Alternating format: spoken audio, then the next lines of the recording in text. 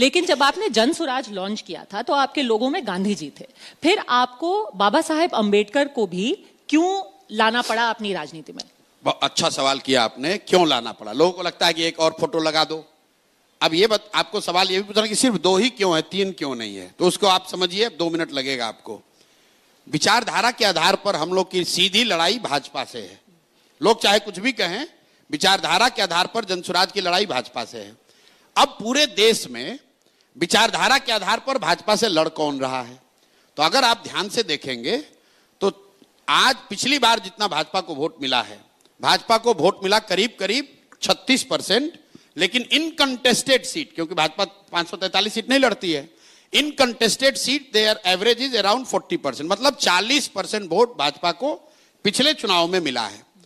80% हिंदुओं के देश में अगर भाजपा को 40% वोट आया है, इसका मतलब है कि करीब करीब आधे हिंदू आज भी भाजपा को वोट नहीं देते हैं। अब ये आधे हिंदू कौन है? हम लोग की समझ ये है, मेरी समझ ये है कि आधे हिंदू वो हैं जो 4 भाग में बटे हुए हैं। जो लोग गांधी के विचारधारा में यकीन रखते हैं वो भाजपा के आज के कार्यक्रमों से, आज के विचारधारा से इत्तेफाक नहीं रखते हैं।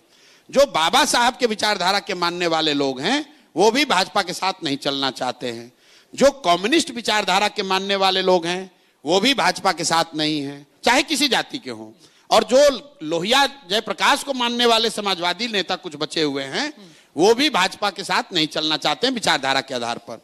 तो हम लोग का जो राजनीतिक सामाजिक फॉर्मूला है कि अगर इन 4 विचारधारा के मानने वाले लोग मुसलमानों के साथ और अन्य माइनॉरिटीज के साथ सामाजिक राजनीतिक गठजोड़ बना लें तो वो डिनोमिनेटर बढ़ के हो जाएगा 60%, और वही तरीका है भाजपा को हराने का या उनसे लड़ने का। अब आप कहिएगा कि जब 4 है तो उसमें हमने 2 ही क्यों इस्तेमाल किया? क्योंकि कम्युनिस्ट पार्टी यहां एक दल है तो उनके लेनिन और मार्क्स का तो फोटो हम लगा नहीं सकते हैं। दूसरा बच के समाजवादी लोग, तो समाजवाद के भी 1-2 लोग अभी टुकड़ों में बचे हुए हैं।